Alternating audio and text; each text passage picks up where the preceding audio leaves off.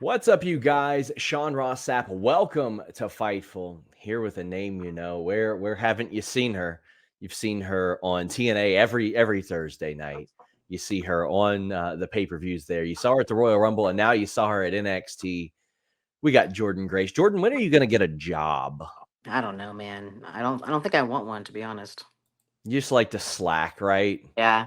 I We'll, like to just we'll lay around and do nothing. You can wrestle for Terminus if it ever comes back. That'll be about it. Uh, how are you doing? How are you feeling? You popped up on NXT. It was a massive surprise. I did share with you how frustrated our NXT insider was. He's like, man, they're being really secretive today. I don't know what's going on. Well, there's a pretty good reason for that, Jordynne Grace. You're challenging Roxanne Perez for the NXT title soon. I mean, I'm relieved that it got kept a surprise. Like, that's awesome. Like surprises in wrestling, I feel like it made it bigger, to be Yeah, honest it with you, did. just when no one expects it. But I feel good. I feel excited. Like this is a huge thing for the wrestling world. It is. I mean, it's always cool to see stuff like this. Obviously, I'm in the business of sometimes revealing secrets, but I love it when stuff like this plays out like this. And at NXT, obviously, it's a little bit easier because of the nature of the hmm performance center. You can get rushed in there. What can you tell us about like when you found out this was going to happen? So like they've been talking for I want to say a couple months now. I think they were just trying to figure out like the right timing, and then maybe 3 weeks ago they had talked about like they wanting to use me, and then it just kind of snowballed from there. I think I didn't even know that I was going to be doing the NXT appearances at first Mhm. because originally they had just asked if I would be available for Battleground, and I was like, oh, that's cool. But then it snowballed into, oh well, we want to kind of reintroduce her after the Rumble, so I ended up doing those NXT appearances too. And WWE is very different from TNA in that they book travel very last minute. So I didn't even hear anything until like I want to say Sunday night, and the travel lady messaged me, and she was like, "Oh, we have to get you down for NXT." And I was like, man, I didn't want to bother anyone, but honestly, I didn't even think this was happening anymore. Like, Clear all your Tuesday bookings. All those plans you had for Tuesday are now off the board. but Um, I still have to tell people. I still have to tell my husband. I still have to figure everything out. Like, I loved his tweet where he was like, I thought you were just going to the grocery store. What happened? he's so funny. He actually was up like all night, apparently reading stuff about me and sending me everything he was reading that he liked. That's fantastic. Well, I mean, the reception was so great. What was it like for you in the hours leading up? We saw you at Cesar Bononi's house chilling. He said that he fed you. So I don't know if I told you this or not, but me and Ethan Page are good friends. We talk like every single day, and we had no idea that like we were both on the same show as a surprise until I went down to the hotel gym and he was in there, and I was just like, we were both confused. But he the first thing he said to me was he was panicked and he was like, "Please don't ruin this for me." Anybody who Sounds knows like Ethan him. Page, yeah, I was gonna say anybody who knows Ethan Page knows it's really hard for him to keep like a secret like that to himself. So, Kept it from I me, all right. I'll tell you that much. well, yeah, of course. I kept it from everybody except for my husband because, obviously that'd be super weird if I was like, "Yeah, I'm going somewhere. I can't tell you where I'm going though." But Going to hang out with two super jack dudes yeah. at this place. Just can't tell you what's going on. So he said he was going to work at Caesars, and I just kind of invited myself because I knew it was going to be safer than going to like a gym or something, just in case. Orlando, there's so many wrestling fans; you could be spotted anywhere. And so yeah, that's kind of how that played out. The guy was awesome. He gave us a workout. He fed us. He made like some healthy ice cream. Like it was gourmet. It was perfect. I mean, that's fantastic. And you get there, and I'd heard that Roxanne legitimately didn't want to know who she was going to face, which I think is, first off, cool that that's an option, even. So okay, listen. They were actually going to bring her back 5 minutes before the segment happened, Uh like to huh. see who it was, and she was like kind of frustrated, and I think she was like almost being a little petty about it. She was like, you know what? I don't want to know now. I'm just gonna find out when everybody else finds out. And so she Oh, just I love decided that. to not see me. That is, and we had reported they played like Lita's music during the rehearsals. They had Alexa Bliss listed internally, which we had kind of caught on to when, when they've got Booker T listed as new North American champion. We know that there's something like they're manipulating those. But I mean, they went to great lengths to hide this. You show up, it's this outstanding reaction and TNA chants as well. How was that for you to hear TNA chants there at NXT? That was crazy. I've that's not even something that you would, in a positive light at least, hear like WWE fans chanting in a million years. And yeah, they were so good about keeping the secret. They actually had the doctors come to my hotel room to like Wow. do my physical and my blood work there. So I've never got my blood drawn out of a doctor's office. So that was the first time I got it drawn in like a hotel room. Um, and they had me come late. They had me come at like 8:30, like maybe 30 minutes before the segment. They had a parking spot reserved, and then someone came out and ushered me in the back. And they didn't even have me like go down the hall. It was just like the first door to the left as soon as you come in. They had a Yeah. sign there saying, reserved or whatever. It was really awesome. Just, hanging out, getting your blood drawn at your hotel room, just normal stuff. Normal Yeah. stuff that you do, obviously. Though like maybe a week or two before that, you almost lost an ear. Don't exaggerate. It wasn't almost losing an ear. I got my earring Give I me a put it back in. headline. I put it back in. Listen, okay, I'll give you a headline. Mick Okay. Foley texted me out of nowhere. Really? Did he? Yeah, yeah. He, I don't have his number, so it was just like, oh, it's Mick Foley. Welcome to the club. Blah blah blah. If you need any advice about ear injuries, I'm all yours. And I was like, how did Mick Foley get my phone number? How did he get a phone? The last time I interviewed him, he didn't have a telephone. He We just didn't had want to to talk to you. we had to interact over Twitter DMs. It was so funny. I went to like his hotel room to do the interview, and he's like, "Do you know where the ice machine is?" And in a way that was like, "You're gonna go get me ice, or else that's gonna chip away at time in our interview." And he did not have a phone. He looked at me and he goes, "Have you ever had one of these green drinks before?" And I was like, "Yeah." And he goes, "You're very aware that you're drinking something healthy." I love that guy. Love that guy. So, like the obvious thing is like every TNA and NXT wrestler under the sun after this is like, when can we reform the Rascals? When can we do this? Oh, okay. Here's Ethan Page showing up. When's he facing Josh Alexander? Everything like that. I even tweeted, I was like, man, every independent company in the world is going to be like, so does this mean? No, it means Yeah, that I saw TNA that. and NXT are doing stuff together. What does your mind open up to when something like this becomes available as you just went lights out on us? Where's Jordynne? Where is she? My God. Oh, she's back. Can you see me now? Sorry. I can see you now. Can you hear me? I can hear you. Yes. I can't hear you. What the heck? You can't hear me? Hmm. Can I leave and can I leave? Yes. Do Okay, that. I hear Do you. I that. hear you. Do Sorry, that. I have it on Do Not Disturb, and Moose called me just out of nowhere. Oh, that sounds like Moose. Can you hear me Okay. now?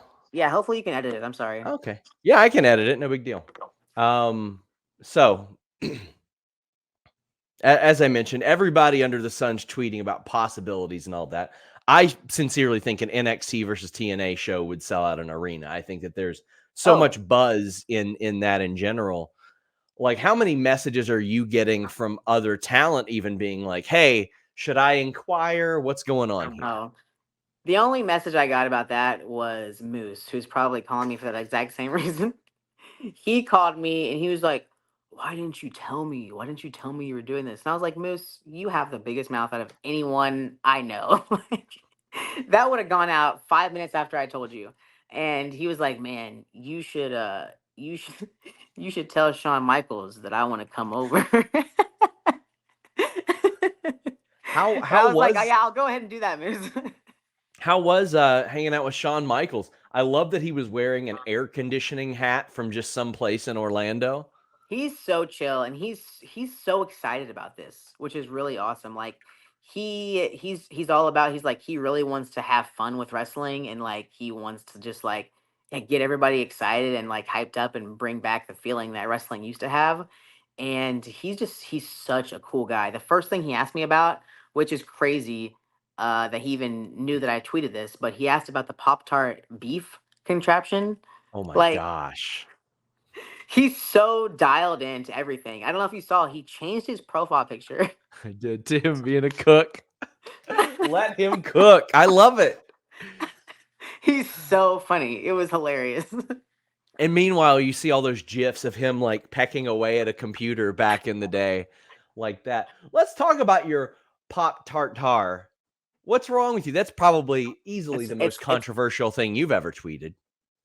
probably, maybe, but it's not real. Obviously, I just like to. I don't know why I was googling beef memes, like because sometimes I like to get on Instagram. I like to post a picture, like a workout photo, and then a meme next to it. So I was like, oh, I'm just gonna look at some beef memes, and that was the first thing that popped up. And I was like, what'd be really funny is if I just told everybody that I ate this. So okay, so that wasn't something that you concocted personally. No, actually, the photo that was originally, it was like a whole hand, and it was like a tattooed hand, and I was like, let me just crop this, make it seem like I had this for my post workout meal. Because I was like, I think that would have been good behind the scenes content of you taking the bite and then Ugh, removing it. There you I don't go. like raw meat. I can't do it. Okay, fair. I'm not a raw meat guy either. We talked a lot about people going back and forth to places. How about we keep Shaza McKenzie out of TNA wrestling? Is there Why do you, anything you can? why do you have such beef with this woman? I don't understand it. She injured my knee severely. Well, you probably deserved it. Well, no, I did an atomic drop to her, and her ass is so big that it shattered my kneecap. It didn't help. What I just want to know is like, what are you gonna do for me as I'm obviously helping you promote everything in your life? Can you promise me that you will keep her out of TNA wrestling? I can't promise that, but I'm sure that this interview will get you clicks. So you feel like that's like a good trade off here? Yeah, I guess I would prefer you get the woman deported, but you know what? I'll take what I can get. So I mean, we've seen. I was there at the tapings a couple of weeks ago. I had a great time. Loved that venue. Loved that building as well. You wrestled, I believe, Allison Kay and Marty Bell. You Mhm. you did have the ear situation. Then you're back at it the next day. Are you protecting it at all? Like, what measures do you take? What In now? Right now? Yeah, what I put the measure? earring back in. It's back No, in. but is it the same one? It's the same one. Why didn't you sell it? Because eBay took it down. They said I can't sell human parts. But I don't think it's fair because it was just a little piece of cartilage. It wasn't even like a whole human part. But you could sell first off, you could sell it black market, find the people that did your blood work in the hotel. They probably know a guy. Um, there's The other official avenues here. WWE doctors, like, yeah, they're gonna know a guy. They might know a guy. Whatnot. There's all kinds of options here. I'll figure it out eventually. I'm afraid that the piece of ear is gonna turn a color and it's gonna like not be as good. I don't know. Somebody's gonna clone you. I That's don't what's care. gonna happen. They're gonna Just have do your it. DNA. That sounds great. I would love that. My God. So we've been in a new regime with TNA. I know Gail Kim has taken charge of an awful lot. Tommy Dreamer has stepped up a lot. Well, how's that been for you? I spoke to Mike Santana earlier, who he had history in TNA, but it was under a previous regime. How has the new one been for you so far? Honestly, it's I mean, it's pretty much the same. It's going awesome, I guess, obviously. Like we have this kind of almost a full-blown partnership now with WWE and hopefully it continues on. There's not much of a change. Instead of asking Scott about something, I just asked Tommy. What I loved about the other night was there were like AEW wrestlers that were like, hell yeah, Jordynne Grace. Like this universal like embracing of what you were doing and accomplishing. How does that feel for you when you see something like that from people who they don't stand to gain in their new company from putting you over, and they want to because they like you. Yeah, but I think also I have friends in every single company, And I think wrestlers in general just want what's best for wrestling no matter what. And this is a cool thing for wrestlers. Wrestlers, obviously, it's not a secret to anybody, love wrestling. So when Yeah. they see something cool happen, of course they're going to be like, this is so awesome. And it also, it's just something that's so out of the realm of possibility. It makes wrestlers start thinking of what else could be a possibility. Like, will AEW and WWE, like, squash their beef and ever work together? Who knows? So, how are you feeling just a couple days removed? You got a match coming up, or you got 2 matches coming up. You had this appearance that just captured the interest of everybody. Like, are you approaching this in a categorically different way than any other match, this situation in general? Or is it like, I got to do what I do in order to, because I mean, that's what got you there. Yes. So I've actually been going back and forth about this with myself. It's like, and I have to tell myself, don't do anything new because what you do obviously is like what you know the best. And don't, try to go out there and do a shooting star press and break your neck. Like you don't have to do anything new. What you do currently got you here, and that's what you do and know best. And so I have to train my brain like you don't have to go out here and just like do anything insane that you've never done before.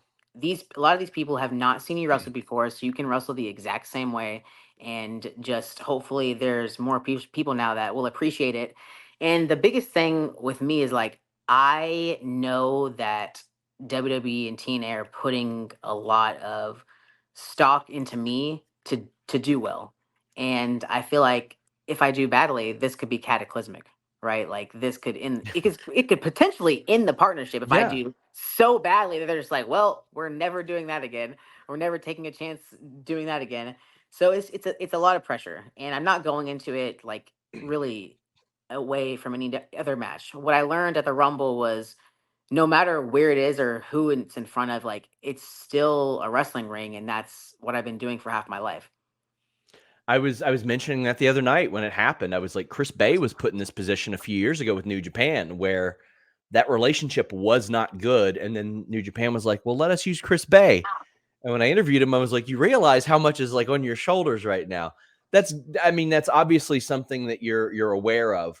But like when you realize that TNA puts their faith in you, and not just that, it's WWE wanting you, how does that make you feel? Like how that does that instill like a sense of confidence or pressure in you? No, it's 100% pressure. My biggest fear is like just falling short of expectations. Like I don't want to Yeah. disappoint anyone at all across the board. So it's a lot of pressure, and I'm lucky that I work out shoulders because it's a lot of pressure on my shoulders.